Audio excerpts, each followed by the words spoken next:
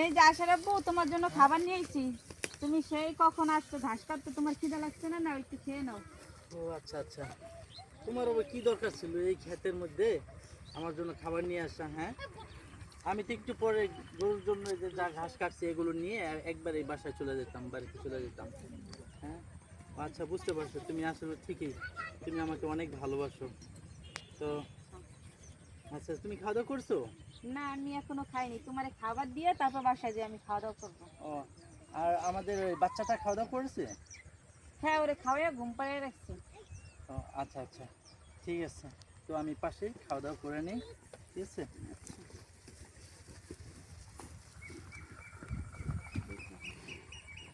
প্রিয় বন্ধুরা, আমাদের বিভিন্ন ধরনের ভিডিওগুলো আসতেছে।